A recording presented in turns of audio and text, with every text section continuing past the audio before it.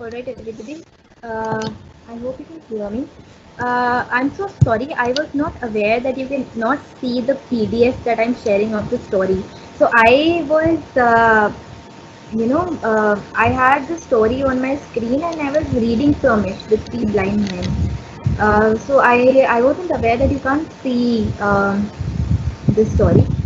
I hope that you can see the story now. The last dunk cake. I have shared my screen of the last dunk cake. There is a PDF. I hope that you can see that now. Uh, also, some students are asking me to be bilingual. I was only trying to not be bilingual because yesterday I was bilingual and you guys did not like it. So I don't know what you want. You want me to be bilingual? You don't want me to be bilingual? I have no idea. Uh, yes, some students are saying that cow dung को हिंदी में उपले बोलते हैं. Yeah, I think I've heard of that. I've heard of that. Right. Um, okay, a lot of students are asking me to be bilingual. So I will be bilingual from now uh, for the rest of the lecture. Right.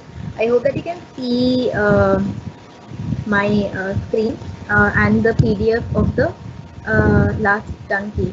Right? So I'll explain to you कि इस story की setting क्या है, story में क्या हो रहा है. तो इस स्टोरी में 4-5 कैरेक्टर्स हैं जिनमें से 3 कैरेक्टर का नाम हमें पता है. दो देर आर 2 मेन.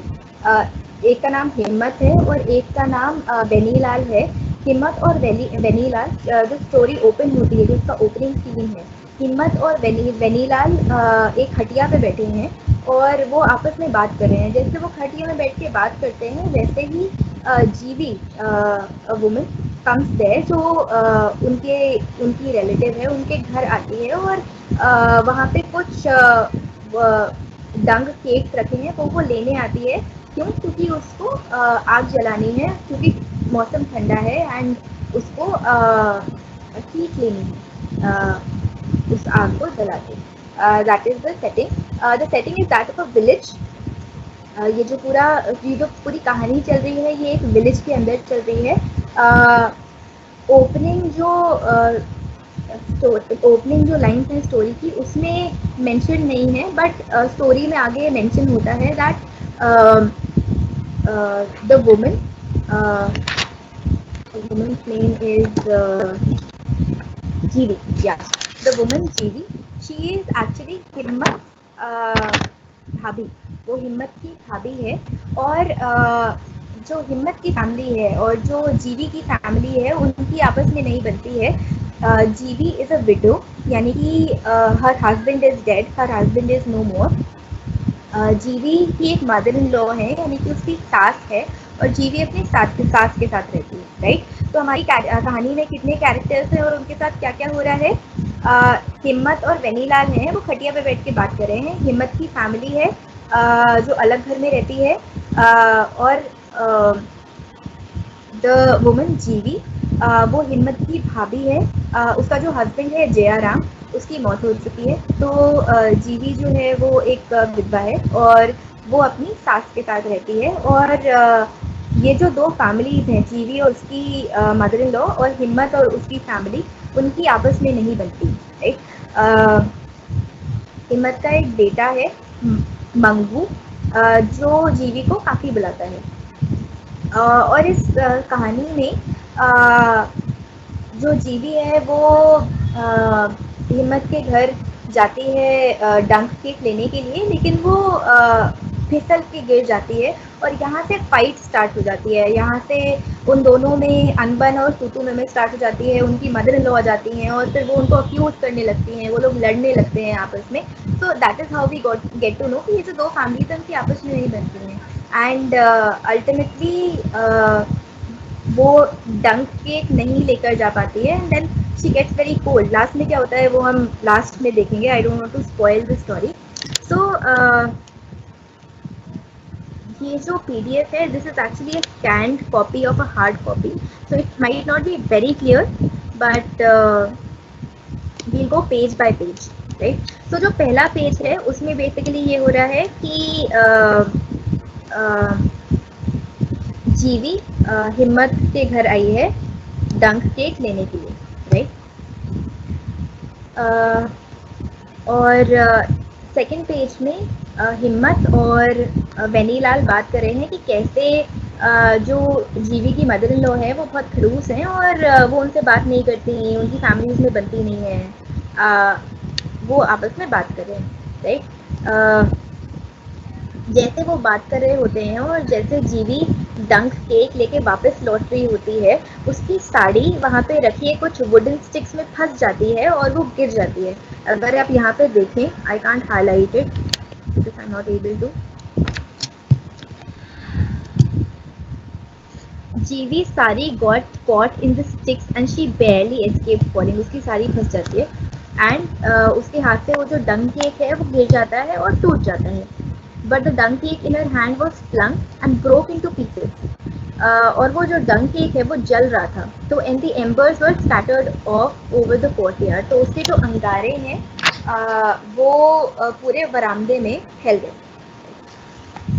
तो जीवी को बहुत गुस्सा आया और उसने वो जो हिम्मत और वेनीलाल बैठे थे उनको थोड़ा सुनाना स्टार्ट कर दिया, एक और उन दोनों में वर्बल क्लैशेस होने लगे, लड़ाई होने लगी।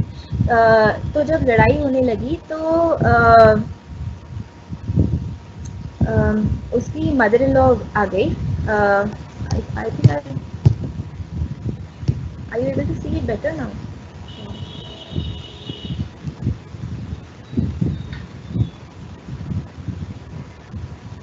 Can you read?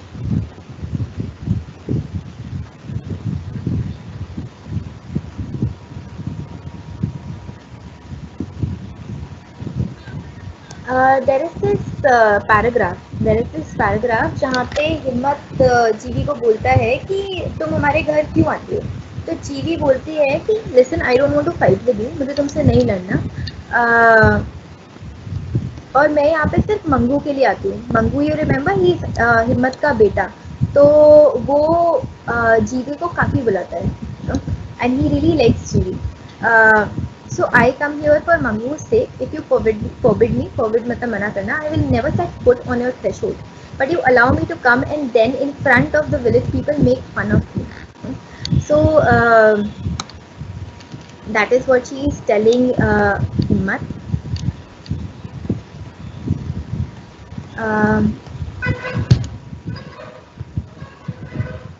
And this is like after this her mother-in-law comes and she starts fighting with Himmat.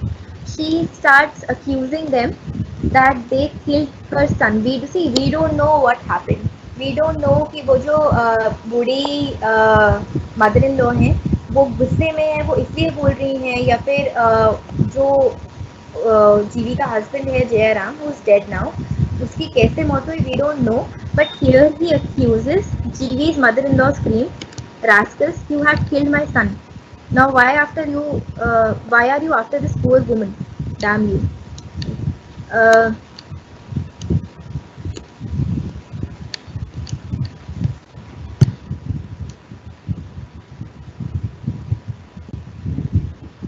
तो काफ़ी सारे पेजेस तक ज़्यादा कुछ नहीं होता, सिर्फ लड़ाई होती है। हिम्मत जीवी और उसकी मदर इन लॉ पे चिल्ला रहा है, मदर इन लॉ एंड जीवी जो है वो हिम्मत पे चिल्ला रही हैं। तो काफ़ी लड़ाई होती है। There is this one place where there is a mention of how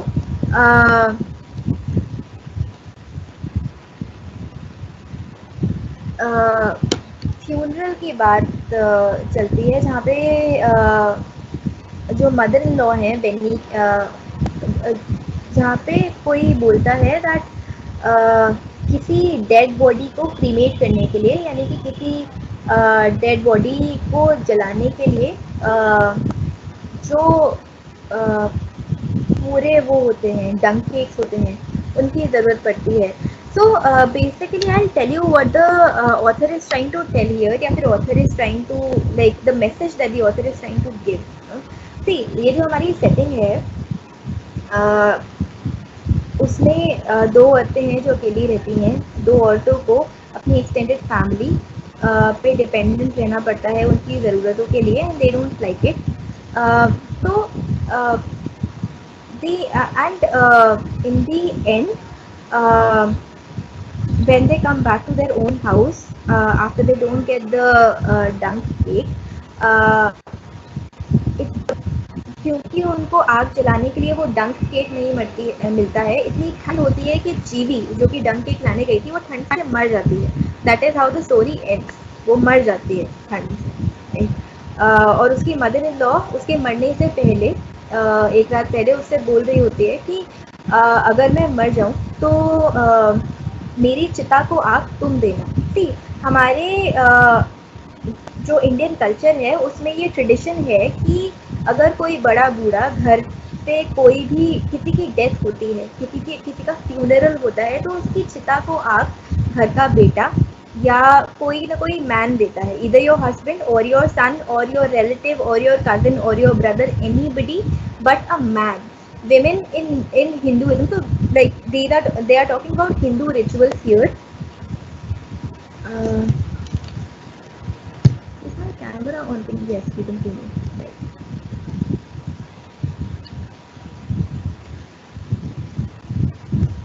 हाँ, so they are talking about the tradition of Hindu death rituals here. तो जब कोई मरता है हमारे कल्चर में, हिंदू कल्चर में, तो उसकी चिता को आग is given by a man.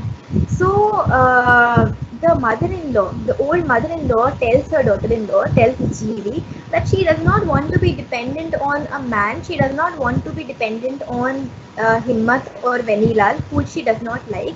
Rather, she says that after she dies, Benny should give fire to her pyre. No, Benny. जीवी उनकी चिता को आग दे। And the picture that the author paints here, the life of Jeevi and the life of the mother-in-law, is very desolate because there's no man in the house, and then women are not allowed to work. Women are widows की जो condition थी और अभी भी गाँव में जो हालत है वो काफ़ी ख़राब है। उन पे काफ़ी स्टिग्मा है, सोसाइटी उनको बहुत फ्रीडम नहीं देती है, बहुत इंडिपेंडेंस नहीं देती है। There are a lot of rules and regulations when it comes to women, especially when it comes to single women. So the author here through this story is basically painting a tragic picture. He is making a comment on patriarchy. वो ये बोल रहा है कि हमारा पुरुष प्रधान देश है और यहाँ पे औरतों के लिए, स्पेशली विडोज़ के लिए, ऐसी औरतों के लिए जो अकेली रहती हैं, उनको अच्छे से ट्रीट नहीं किया जाता है, उनको पॉवर्टी में सफ़र करना पड़ता है। या फिर ये जो ट्रेडिशन है, ये जो ओल्ड रिचुअल्स हैं, ये जो ओल्ड ट्रेडिशंस हैं, जो कि अभी भी पुरुष प्रधान है, इसकी वजह से जो औरतें हैं उनको बहुत सफ़र करना पड़ता है। तो दैट इज़ दी ये जो पूरा मोटिव है, ये जो पूरा सिंबल है, ये द लास्ट डंक केक का, ये यही दर्शाता है कि हम अपने ट्रेडिशंस में कितने बंध रहे हैं। अल्टीमेटली कहानी यहाँ से स्टार्ट होती है कि जीवी को आग जलाने के लिए डंक केक चाहिए, जो कि उसको अल्टीमेटली नहीं मिलता है। She can not go anywhere else, she can not go to anybody else because she is a widow, and the society does not see her in a good light or a favorable light. The two women live with each other, and then ultimately उसको poverty में इतना सफ़र करना पड़ता है that she dies of cold. So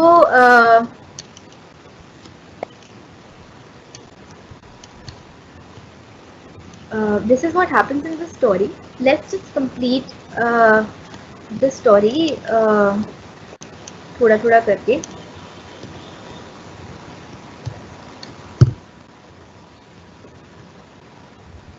In this page,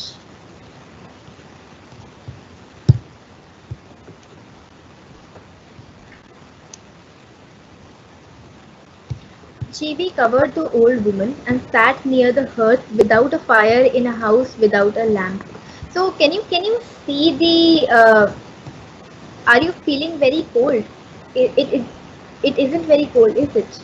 Will you cover me with that sari and the torn quilt piece. So if you look at these lines, if you look at the picture, if you imagine the picture is of desolation, it's tragic, and the picture is of poverty. उनके पास एक पूरी रजाई भी नहीं है, they have a torn quilt. उनके पास चूल्हा जलाने के लिए डंक केक नहीं है, जबकि डंक cake is not something that very, you know, it's not a luxury, it's a basic necessity. तो उनके घर में आग नहीं है चूल्हा जलाने के लिए, और उनके घर में इलेक्ट्रिसिटी भी नहीं है या लैंप भी नहीं है.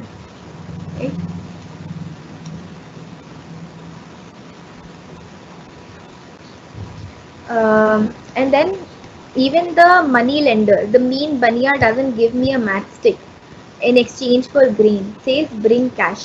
तो दे आर लेबरर्स जो फार्मिंग करते हैं, उनके पास पैसे नहीं है, तो इसलिए वो एक माचिस की तीली भी नहीं खरीद सकते क्योंकि उनके पास पैसे नहीं है, राइट. तो ये जो पूरी पिक्चर है, that is of poverty.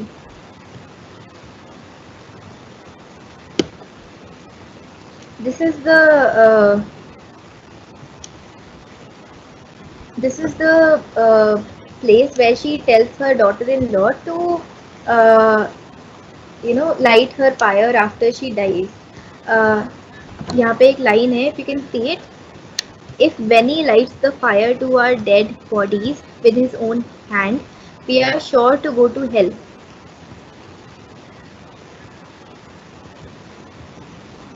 If I die, if you are alive, will you lead my funeral?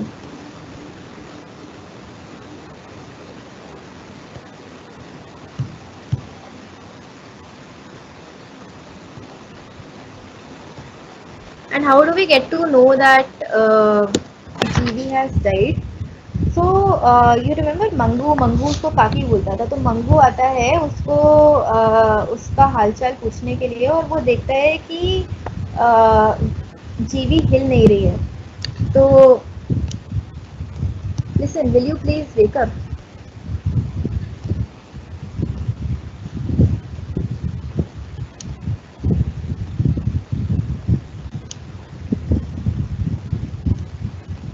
GV, breathing her last, muttered a little, moved. So this is where GV dies. See, I am teaching you these stories, but I understand that it's very difficult to understand that you have not read the text of the stories. Uh, so I get it, it understand, but then it's okay. This is what we have, and this is what we have to make do with. So I hope you understood at least this story, the last dunk cake.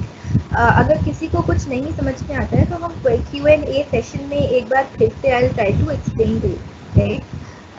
So we are done with our second story. Now let us quickly move on to the third story, right? The third story is written by has been written by Rohinton Mistry. Rohinton Mistry is a Parsi writer. He's a Parsi writer who is based in Bombay. He's a very famous writer. He writes brilliant stories, novels and short stories. And हमारे course में जो story है that is the ghost of Firoz Shah Bagh. तो उस story का PDF I'll share with you.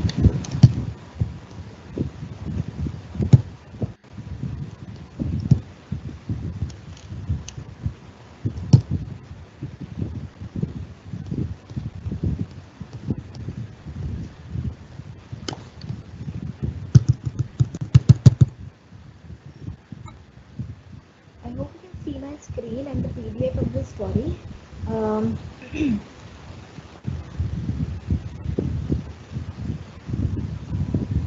Okay, तो ये जो कहानी है the ghost of Firozsha Baag, इसमें जो नरेटर है वो एक बूढ़ी आया है. बेसिकली ये कहानी है एक बूढ़ी आया की, और वो जो बूढ़ी आया है वो एक भूत से मिलती है. वो एक भूत से मिलती है और वो कैसे उस भूत के बारे में बात करती है और वो कैसे अपनी लाइफ के बारे में बताती है.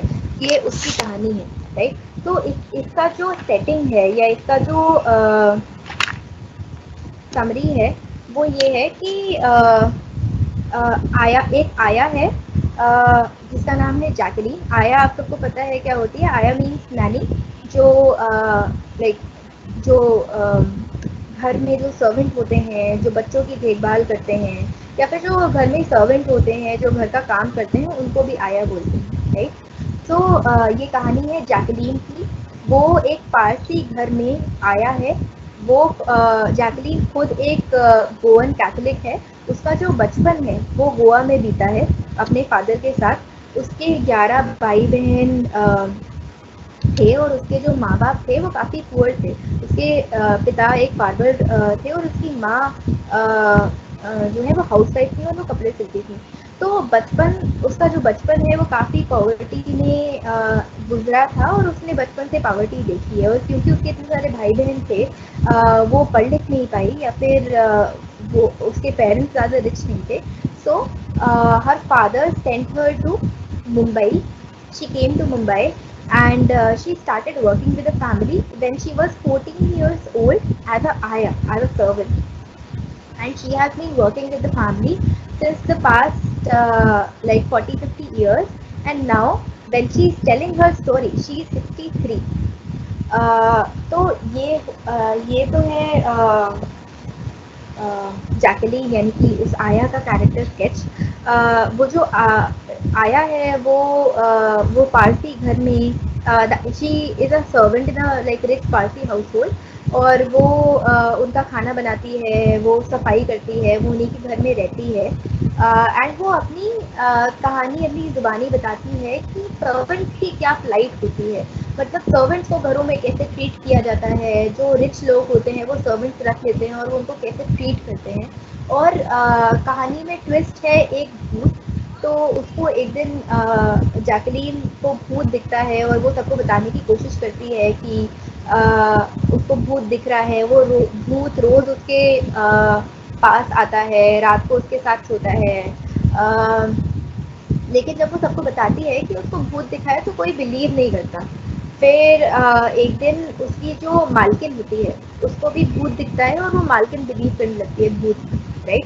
तो बेसिकली ये कहानी जो है, ये कहानी एक बहाना है, एक सर्वेंट की लाइफ होती है, उसमें आपको एक पीक देने का, और एक सर्वेंट को यहाँ पे नरेटर बनाया गया है, तो एक सर्वेंट को अपनी आवाज़ देने का, राइट? तो ये कहानी है, ये समरी है। Message again as I said कि एक सर्वेंट की क्या लाइफ होती है, या फिर जो लोग सुपरस्टिशियस होते हैं, जो लोग भूतों में विश्वास करते हैं, वो वो क्या सोचते हैं। So this is a very interesting, very nice story. How many of you believe in ghosts? Like how many of you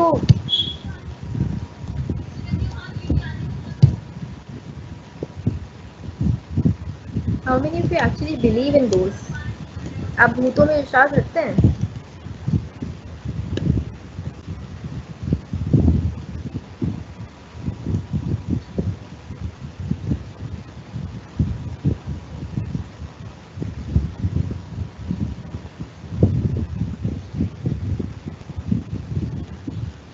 Okay, all right. Yeah. So let us move to the story. Let us go paragraph by paragraph. जो उसकी opening line है, तो Jacqueline the आया वो बोलती है, I always believed in ghost. When I was little I saw them in my father's small field in Goa. That was very long ago before I came to Bombay to work as an आया। तो आपको जो opening line है उसमें ही पता लग गया कि जैकलीन एक आया है। आपको उसका नाम बाद में स्टोरी में पता लगता है, जैकलीन। एंड उसके फादर की गोवा में एक स्मॉल फील्ड थी, और वो बहुत पहले बॉम्बे में आई, और उसने आया के तौर पे काम करना स्टार्ट कर दिया, राइट? तो शुरू में वो अपने बचपन के बारे में बताती है कि बचपन में जब हम गोवा में अपने फादर की फील्ड में रहते थे, तो एक हमारे गांव में भूत था। Like this is what Jacqueline is telling us. Like एक हमारे गांव में भूत था, जो कि जो कुआं होता है उसमें रहता था, right? So she always believed in those. And then she says that उसको फिरोजाबाद में जहाँ पे वो है, जहाँ पे वो आया के तौर पे काम करती है, उस जगह का नाम फिरोजाबाद है। तो वो बोलती है कि हमारे गांव में सब भूतों में बिलीव करते थे, लेकिन फिरोजाबाद में कोई भूतों में बिलीव नहीं करता। एंड वो बताती है कि उसको Christmas Eve, because she is a Catholic right, उसको 2 साल पहले क्रिसमस ईव के दिन उसको भूत दिखा। और वो चर्च से घर वापस आ रही थी अपने, जहाँ जिस घर में वो सर्वेंट के तौर पे काम करती है, वहाँ पे वापस आ रही थी, तो उसको भूत दिखा, राइट। देर आर सी, इसमें ना शी ऑल्टरनेट, ये जो स्ट्रक्चर है कहानी का, उसमें कभी वो अपने बचपन के बारे में बताती है, कभी वो भूत के बारे में बताती है, कभी वो अपनी लाइफ एज अ सर्वेंट के बारे में बताती है, राइट। तो उसका जो मतलब शी ऑल्टरनेट्स बिटवीन थिंग्स। जैसे यहाँ पे अगर आप देखें, if you can C, make it bigger, हाँ, ये जो दूसरी लाइन है, जैकली माई बाई कॉल्स आउट, बाई वो अपनी जो वो है मालकिन है, उसको बाई बोल रहे हैं, my Bai calls out, Jaakaylee is masala ready, thinks 63-year-old Aya can make masala as quick as she used to when she was 15. तो जो हमारी आया है, जो जैकलीन है, she is actually 63 year old। And then वो अपनी कहानी बताती हैं कि the day after my 14th birthday I came by bus to Goa to Bombay. तो जब वो 14 साल की थी तभी वो बॉम्बे आ गई, और तभी it has been 49 years, you can see this, it has been 49 years in the house of आया। तो उन्होंने एक सेम घर में, जिस घर में वो अभी आया के तौर पे काम कर रही है, उस घर में 49 ईयर्स तक काम किया है।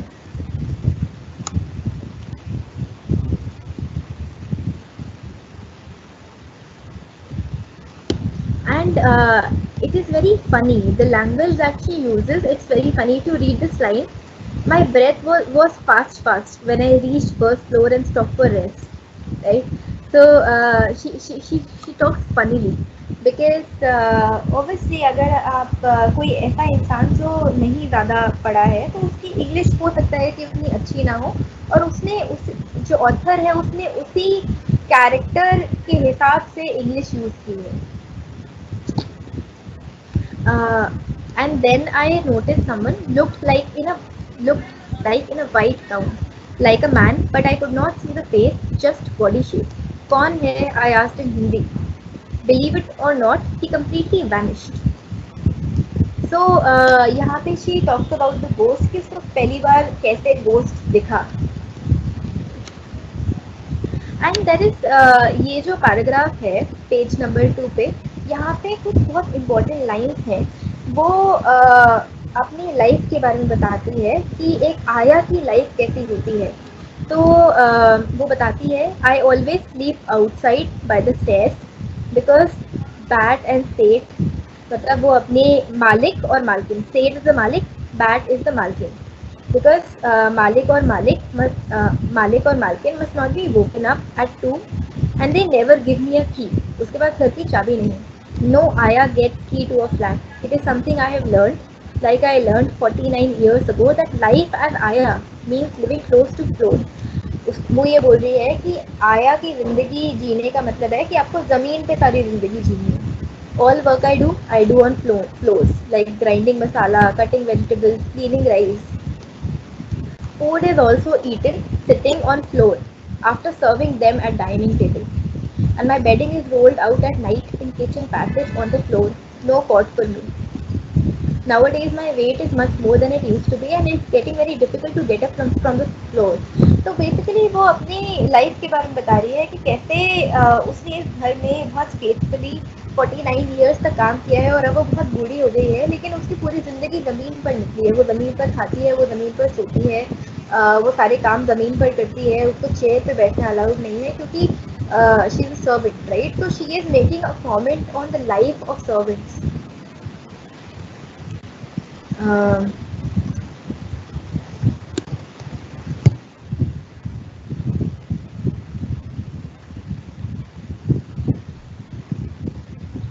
वो जब अपने मालिक और मालकिन को बताती है कि उसने भूत देखा है, तो उसके मालिक और मालकिन जो है वो बिलीव नहीं करते और गुस्सा हो जाते हैं, राइट।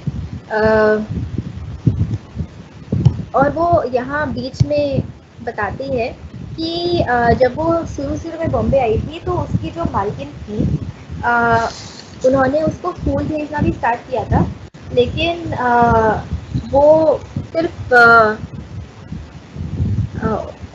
1 साल चला और उसके बाद फिर उसकी जो मालकिन है उसने मना कर दिया, बिकॉज सो यहाँ पे ये लिखा है, even schooling I got first year at night, मतलब जब वो बॉम्बे आई थी तो पहले साल उसको पढ़ने को भी मिला, स्कूल जाने को मिला। Then Bai said I must stop because who would serve dinner when Seth comes home from work and who would carry away dirty dishes.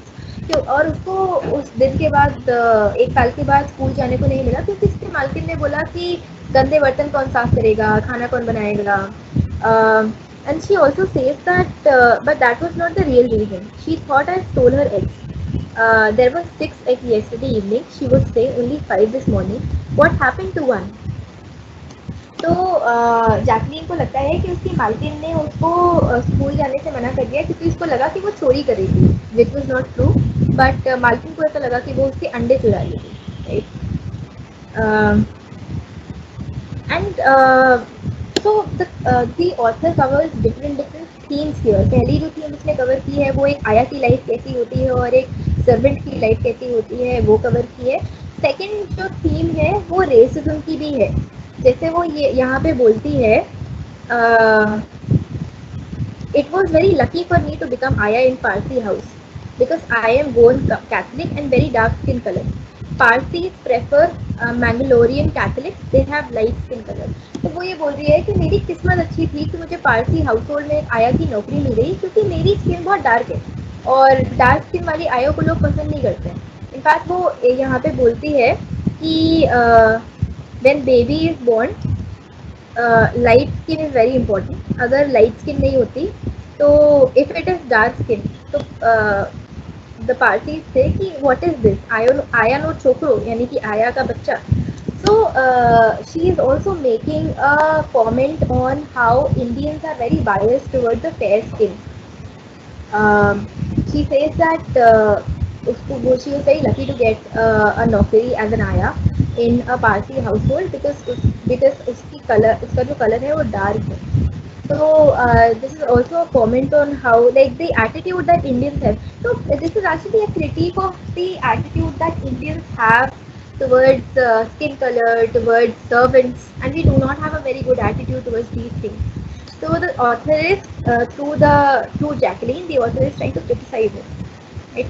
और उसके बाद फिर वो ghost के बारे में काफ़ी कुछ बताती है। उसने सबको बताया कि उसको भूत दिखा, किसी ने उसकी बात नहीं सुनी, सबने उसका मजाक उड़ाया, सब उसका मजाक उड़ाते रहे।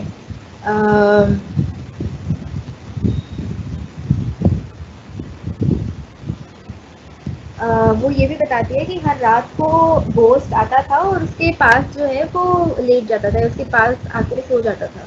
तो which is very weird but this is what she says.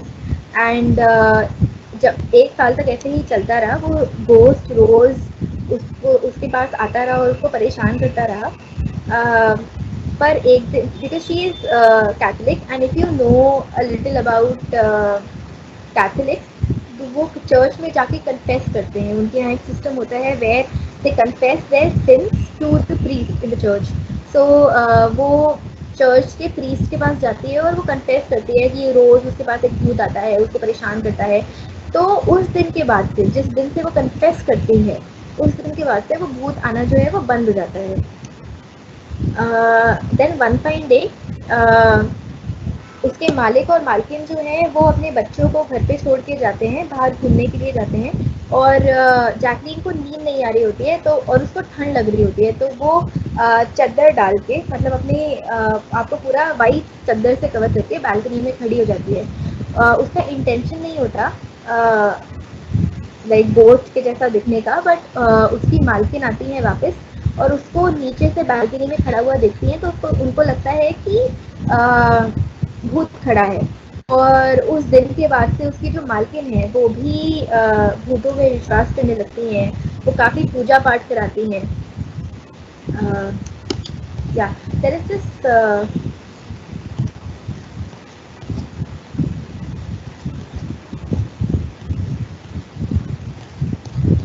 quickly move to that part. Uh,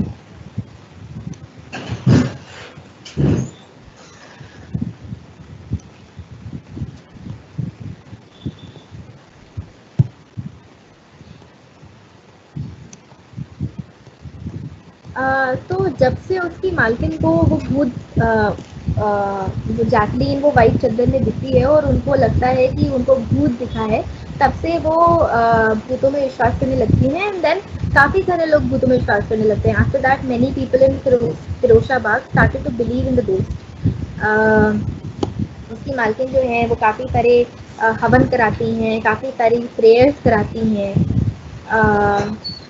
And if you have you seen those horror movies where भूत अगर कोई होता है तो उसको भगाने के लिए पंडित को बुलाया जाता है या प्रीस्ट को बुलाया जाता है और वो पानी छिड़का जाता है, पूजा और हवन कराया जाता है। दैट इज व्हाट हर मालकिन डज व्हेन शी थिंक्स कि घर में भूत है।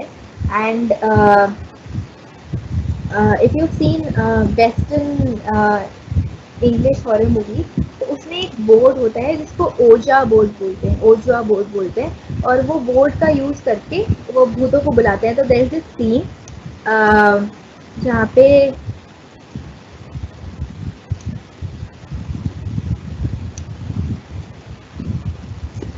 पे उसकी जो मालकिन है वो एक झाड़ू, जब आप झाड़ू लगाते हैं तो वो जो डस्ट पैन होता है वो लेती है, उसमें छेद करती है और फिर उसको घुमाती है। जैसे वो हॉरर मूवीज में भूत को बुलाने के लिए वो नहीं घुमाते, वो जो अब वैसे ही वो घुमाती है और वो बोलती है कि अगर ये हिलने लगेगा तो उसका मतलब भूत आ गया है, right? So this is basically, I think the author is trying to make a parody of horror movies, and the author is trying to add humor through these scenes to the story. He's trying to make fun of the belief system of people who believe in ghosts, या फिर basically he's trying to say that भूत कुछ नहीं होता, it's just a superstition, that is what he is trying to say. और वो Jacqueline के character के थ्रू, उसकी मालकिन के कैरेक्टर के थ्रू बहुत ह्यूमरस वे में उसको करने की कोशिश कर रहा है।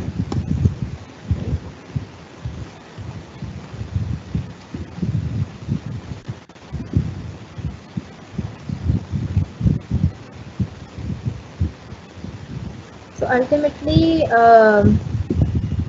इसका कुछ डेफिनेट एंडिंग नहीं है। इसके एंडिंग में बस यही होता है कि भूत कुछ नहीं होता है, जस्ट दैट कि you know it was all a misunderstanding, that was it. So everybody like kind of forgets about the ghost. So the message or the things which the author is trying to highlight are, first of all, the status of servant in our society, how we treat our servants, the life of servants, then how people believe in superstitions, and what people usually believe in, things like ghosts, they are not really true. It's all a misunderstanding. It's all because you can use the phrase "man ka bhram," right?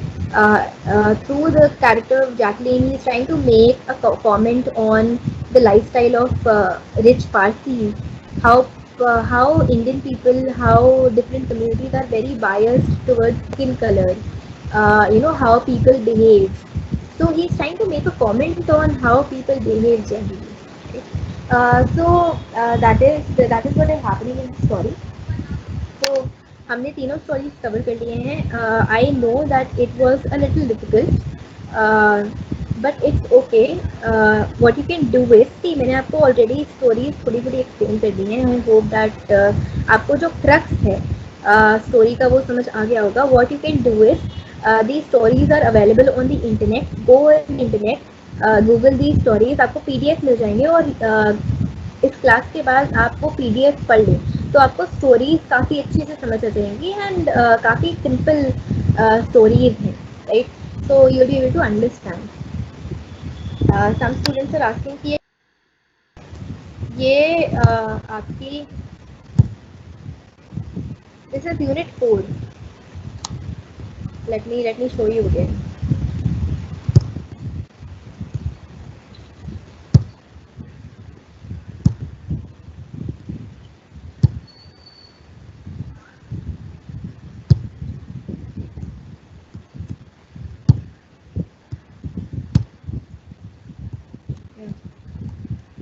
This is unit 4, understanding fiction. These are the 3 short stories in your book.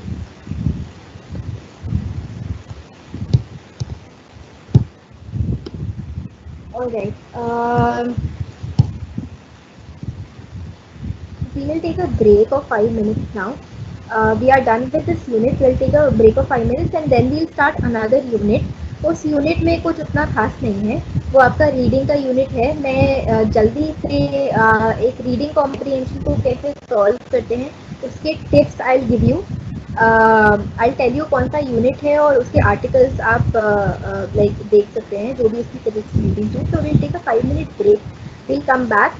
We'll complete unit 1, that is reading. So we'll complete units today, and like at last, in the last 10 minutes we'll have a question and answer session. Okay, so I'll see you after 5 minutes.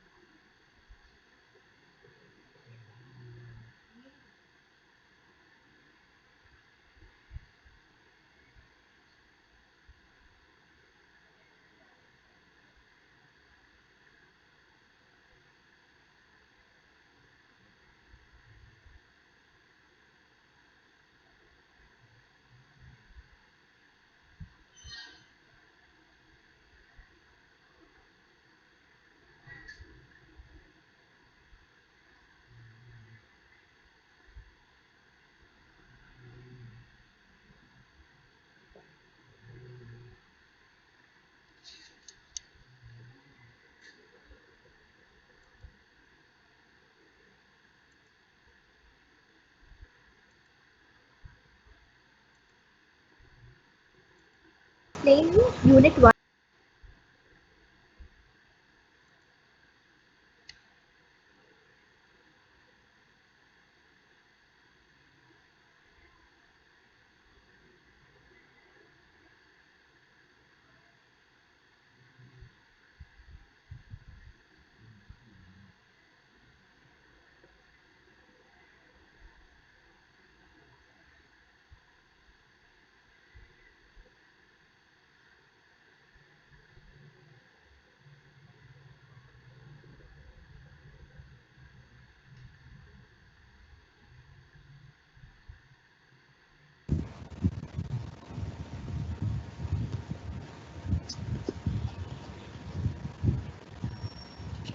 Okay, all right, everybody. Let us resume the class. We have 15 minutes left. So what I am going to do is, I'll explain you Unit 1 in like 5 minutes, and the last 10 minutes we are going to have a question answer session. So आपका जो Unit 1 है, I'll share with you the syllabus.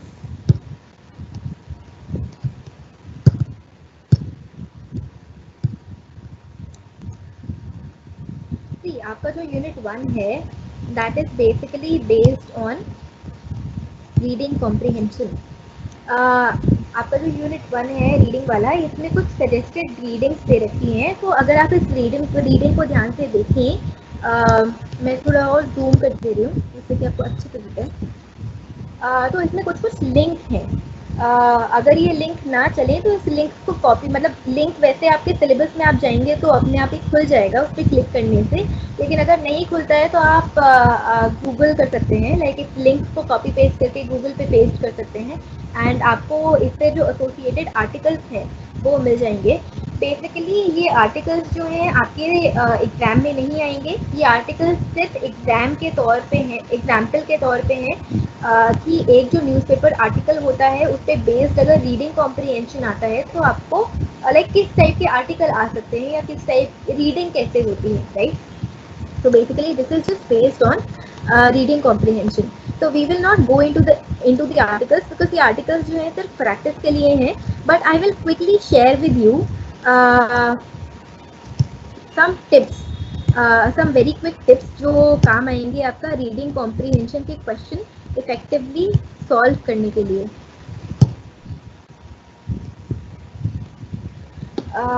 So I'll quickly share with you some tips reading comprehension के लिए। तो reading comprehension basically क्या होता है, एक अनसीन पैसेज आपको दे दिया जाता है और उस पैसेज के बेसिस पे उस पैसेज पे बेस्ड आपको कुछ क्वेश्चंस आंसर करने होते हैं, राइट। उसमें किस किस टाइप के क्वेश्चन आते हैं जनरली, वो आपसे पूछ सकते हैं कि ये पैसेज किस बारे में है, आपसे पूछ सकते हैं कि इसमें ऑथर एग्जैक्टली क्या कहना चाहता है, या फिर ऑथर का ओपिनियन क्या है, या फिर ऑथर का मैसेज क्या है, इसमें ऑथर की टोन क्या है, इसमें ऑथर किस कंक्लूजन पे पहुंचता है। उसमें से कुछ वर्ड आपको उठा के पूछ सकते हैं कि इसका सिनोनिम क्या है या इसका मीनिंग क्या है, या फिर ये ओपिनियन बेस्ड क्वेश्चन पूछ सकते हैं, कोट बेस्ड क्वेश्चन पूछ सकते हैं, राइट।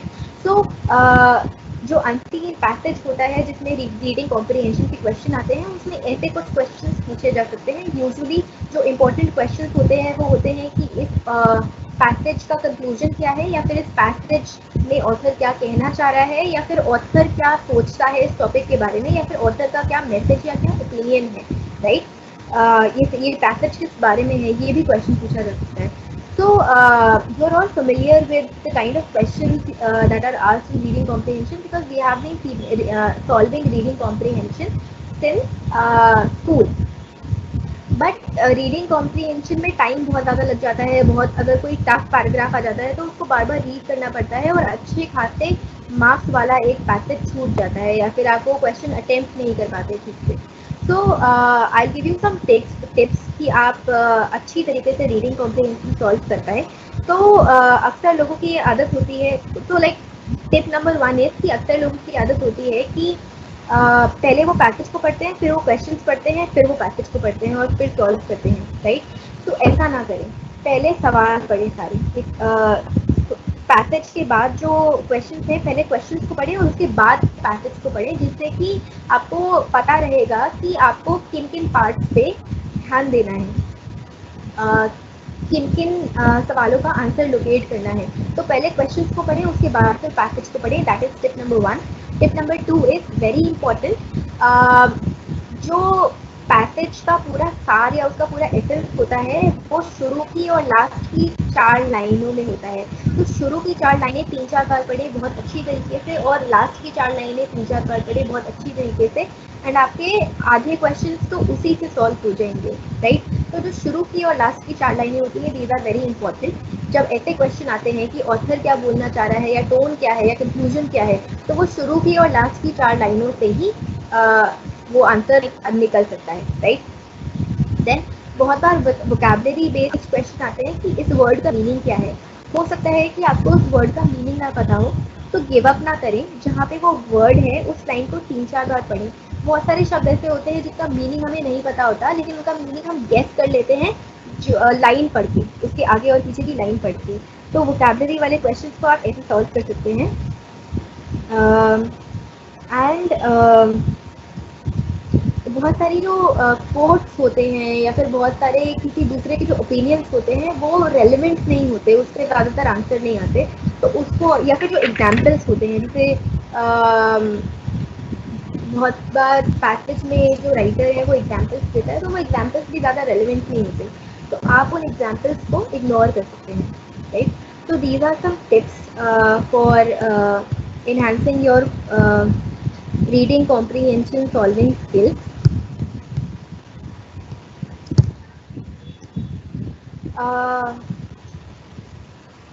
जो यूनिट 1 का आपका सिलेबस है उसकी आर्टिकल्स एक बार पढ़ लें और उनको प्रैक्टिस करें। वो एग्ज़ाम में नहीं आएंगे, वो सिर्फ प्रैक्टिस के लिए हैं। एग्ज़ाम में कोई और अनसीन पैसेज आएगा।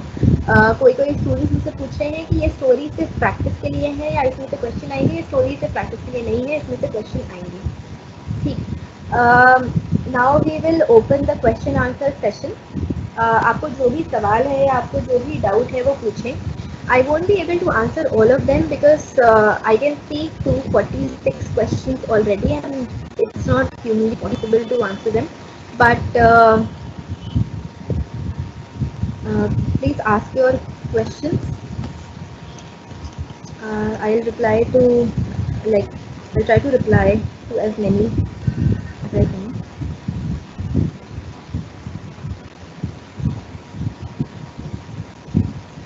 देखिए, जब आप सिलेबस नहीं चेंज हुआ है, आपको जो पढ़ाया जा रहा है वही सिलेबस है। सिलेबस को लोकेट करें। आपके पेपर का नाम है लैंग्वेज थ्रू लिटरेचर। आपका सिलेबस इंटरनेट पे बहुत सारी DU की जो वेबसाइट है, DU की जो ऑफिशियल वेबसाइट है, वहाँ से वो सिलेबस निकालें। लैंग्वेज थ्रू लिटरेचर के अंदर 5 यूनिट हैं, वो 5 यूनिट आपके एग्जाम में आएंगी।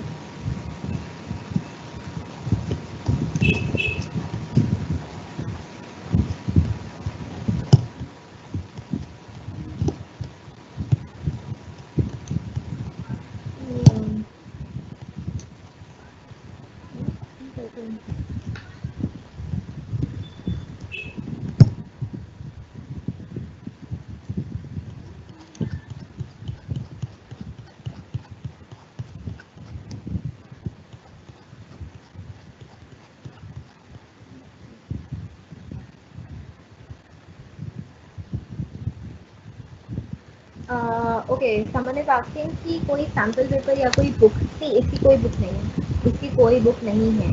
अगर कोई बुक होती तो मैं आपको बुक बता देती। मुझे नहीं पता कि आपके SOL के मटेरियल में क्या दिया हुआ है, बिकॉज मैं SOL के मटेरियल से नहीं पढ़ा रही हूँ। और प्लीज़ SOL के मटेरियल पे मत रिलाई कीजिए। SOL का जो स्टडी मटेरियल है आप उसको देख सकते हैं, बट ये ना सोचें कि आपका एग्ज़ाम SOL के स्टडी मटेरियल के दम पर निकल जाएगा। Devika is asking, can you give a little summary of the story of Three Blind Men? I'll do it in 30 seconds. थोड़ी क्रूड लैंग्वेज यूज करके। 3 अंधे आदमी हैं, एक नरेटर है। नरेटर के नेबर्स हैं ये 3 अंधे आदमी। नरेटर को बड़ी क्यूरियोसिटी होती है कि ये कैसे रहते हैं, तो वो उनसे जाके बात करता है। वो लोग बात करते हैं आपस में और वो एलिफेंट्स के बारे में बात करने लगते हैं और फिर वो तीनों के तीनों बताते हैं कि वो एलिफेंट से लाइक उनको क्या लगता है कि एलिफेंट कैसा दिखता होगा या एलिफेंट कैसा होता होगा। और वो अपने अपने परसेप्शन के थ्रू अपने अपने एक्सपीरियंसेस से उस एलिफेंट को डिफाइन करने की कोशिश करते हैं।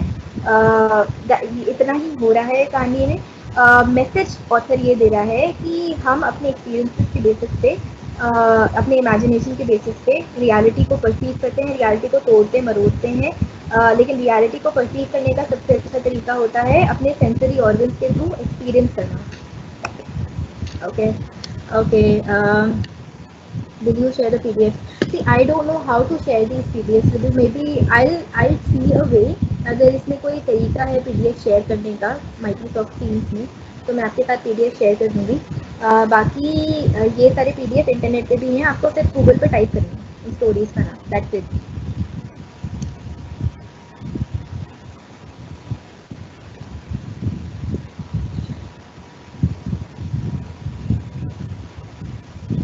या आई अंडरस्टैंड वो तो मुझे लगा था कि वो ब्लाइंड मैन का थ्री ब्लाइंड मैन का PDF आपके साथ शेयर हो रहा है, बट वो एक्चुअली नहीं हो रहा था। I did not know that.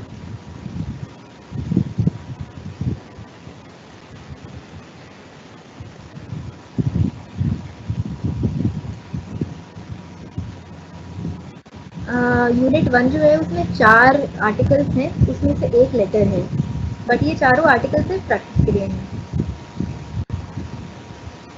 Exams कब से हैं SOL की वेबसाइट पे चेक करें, अभी तक कोई डेट नहीं आई है।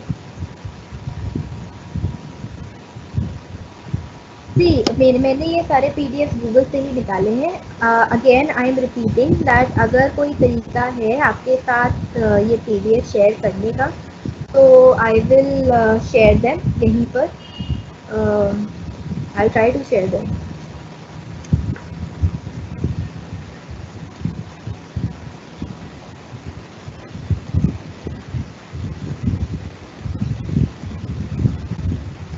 एग्ज़ाम्स पक्का होंगे या नहीं तनिष्का, नोबडी नोज। स्टोरी और पोएम में से एग्ज़ाम में क्वेश्चन आएंगे, बिल्कुल आएंगे। नहीं, मुझे नहीं पता आपका एग्ज़ाम होगा कब होगा, वो किसी को नहीं पता। मुझे नहीं लगता वो यूनिवर्सिटी को भी पता होगा। अगर कोई इन्फॉर्मेशन आती है वो तुरंत वेबसाइट पे अपडेट हो जाएगी, तो आप वेबसाइट चेक करते रहें। See my advice would be website check करते रहें, हर हफ्ते वेबसाइट चेक करते रहें। कोई भी इन्फॉर्मेशन आएगी तो टीचर्स से पहले वेबसाइट पे अपडेट हो जाती है और आपको पता लग जाएगा।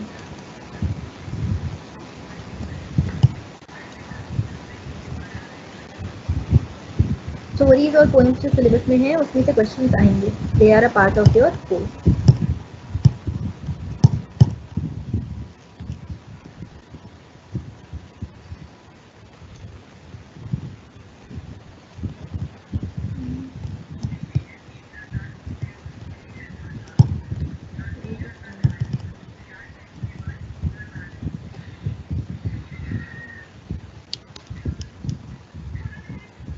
Can we also take the help of SL study material? बिल्कुल हेल्प लें। तो एक्चुअली आपको इंटरनेट पे, तो मैं आपको ऑनेस्टली बताती हूँ कि आपको किस पे मटेरियल मिलेगा और किस पे नहीं मिलेगा। ठीक है, आई बी ऑनेस्ट विद यू। मैंने कल जो पोएम पढ़ाई थी उस पर आपको भर भर के इंटरनेट पे मटेरियल मिल जाएगा। आपको समरी मिल जाएंगी, आपको एनालिसिस मिल जाएगा, आपको PDF मिल जाएंगे, आपको पोएम्स के टेक्स्ट मिल जाएंगे, उस पर बहुत मटेरियल है। ये जो मैंने आपको आज स्टोरीज पढ़ाई हैं इन पे कोई मटेरियल। लास्ट डंक केक का PDF इंटरनेट पे है या नहीं आई डोंट नो। फिरोशाबाग का मटेरियल है, फिरोशाबाग का PDF है, थ्री ब्लाइंड मैन का PDF है।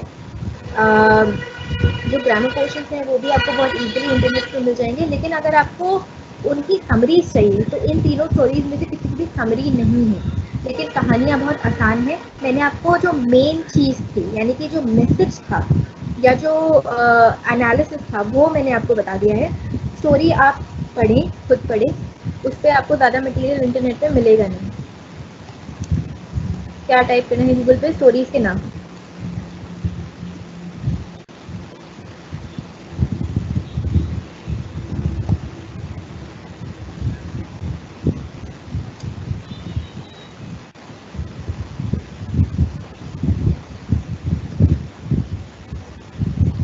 आपकी कोई बुक नहीं है। Crossing the river is in your syllabus, वो हम कल कवर करेंगे।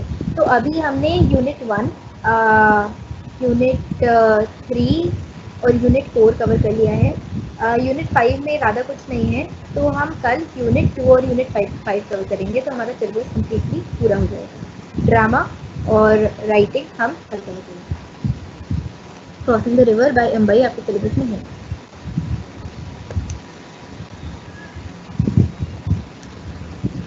There are some students of mine from CVS, the College of Vocational Studies, who are messaging me.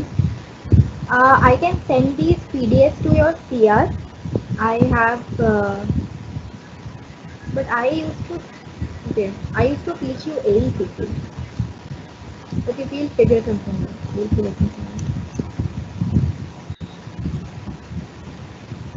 अगर PDF शेयरिंग का ऑप्शन होगा तो I'll share the PDF here.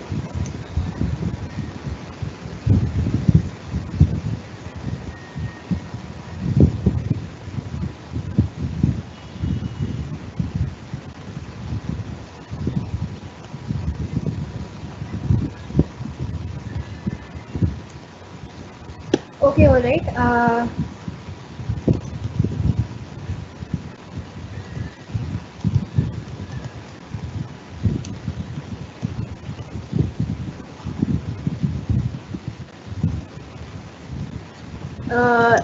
बहुत सारे स्टूडेंट सिलेबस को लेकर सवाल पूछ रहे हैं कि उनको यूनिट के नाम दोबारा चाहिए। ठीक है, व्हाट आई डू इज कि मैं एक बार ना सी इंटरनेट पे जाएं और सिलेबस का PDF डाउनलोड करें, पहली बात।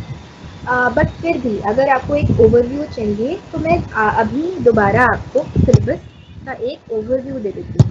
ठीक है, पेज बाय पेज जाएंगे। आपके पेपर का नाम है लैंग्वेज टू लिटरेचर, ठीक है, दैट इज इंग्लिश 8। आपका जो पहला यूनिट है that is understanding everyday text, ये रीडिंग कॉम्प्रिहेंशन वाला यूनिट है। ठीक है, इसमें ये कुछ आर्टिकल्स हैं जो प्रैक्टिस के लिए हैं, बट आप सारे आर्टिकल्स इंटरनेट पे पढ़ें एक बार। आप सारे आर्टिकल्स इंटरनेट पे पढ़ें एक बार। ओके, आपको कैसे मिलेंगे ये आर्टिकल्स? ये जो आप ब्लू में देख रहे हैं इसका लिंक ऑलरेडी दिया हुआ है, आपको गूगल में बस ये टाइप करना है, ये कॉपी पेस्ट करना है लिंक। ठीक है, यूनिट 2 आपके कोर्स में है ड्रामा, अंडरस्टैंडिंग ड्रामा। इसमें आपका जो रीडिंग है वो है CS अंबई का क्रॉसिंग द रिवर, ये हम कल कवर करेंगे। यूनिट 3 है अंडरस्टैंडिंग पोएट्री, इसमें 4 पोएम्स हैं, वो हमने कल कवर कर ली। यूनिट 4 है अंडरस्टैंडिंग फिक्शन, इसमें आपका 3 स्टोरीज हैं, वो हमने आज कवर कर ली। यूनिट 5 है आपका क्रिएटिंग योर ओन वॉइस, इसमें कुछ रीडिंग्स हैं, ये हम कल कवर करेंगे। ये आपका पूरा सिलेबस है।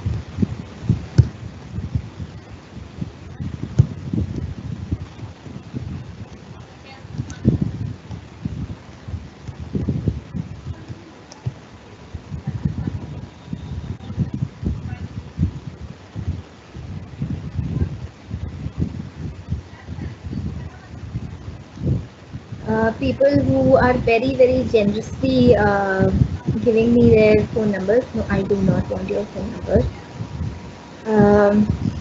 So all right, this is where we will end our lecture.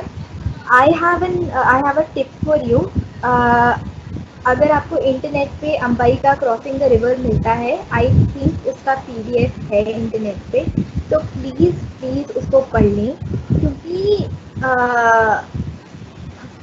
आपको कल का लेक्चर समझने में बहुत आसानी हो जाएगी अगर आप उसको पढ़ लेंगे तो, राइट। तो एक बार उस PDF को पढ़ लें, right. This is where we'll end our lecture now. So I'll see you tomorrow. Sir.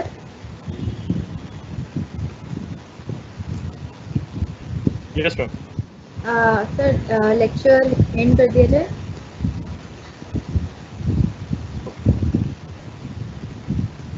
Can I leave? Can I hang up? Ma'am ma'am, वो जो फाइल ये मैंने एंड कर दिया मैम। वो जो फाइल्स आपको अपलोड, हेलो हेलो, हाँ सर, आवाज़ आ रही है? हाँ मैम, आवाज है। आपको नोट्स देने हैं ना हाँ सर, कुछ पीडीएफ है, वो स्टूडेंट्स स्टूडेंट को, पीडीएफ मांग रहे हैं बहुत सारे।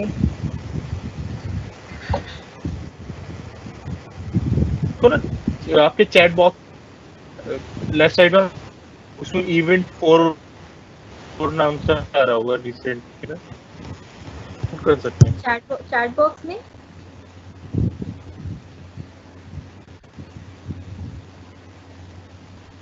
चैट बॉक्स में आ रहा होगा। सर आपकी आवाज़ कट रही है, मुझे कुछ समझ नहीं आ रहा।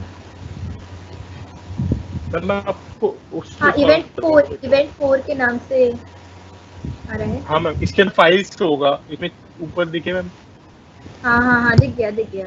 टॉप पे ना इस मीटिंग हाँ नोट्स लिखा हुआ, फाइल्स के अंदर हाँ अपलोड कर हाँ। दीजिए। तो आपको अपलोड करना है ना फाइल्स में, फाइल्स अच्छा में अच्छा। शेयर कर हाँ, दीजिए आप, जो अच्छा, शेयर कर। जो कल का इवेंट था उसमें भी फाइल्स आज अपलोड कर सकते हैं, हाँ हाँ उसकी फाइल्स। ठीक है, तो फिर मैं आप दोनों कर की हाँ मैम, तो ठीक है, तो मैं दोनों की एक फाइल्स फोल्डर जो, आके शेयर कर दीजिए आप। ठीक है सर, नो प्रॉब्लम। तो आज और कल की फाइल्स जो 2 लेक्चर हुए उनके मैं शेयर कर दूंगी। तो आप वो स्टूडेंट ऐसे ही यहीं से एक्सेस कर लेंगे, राइट?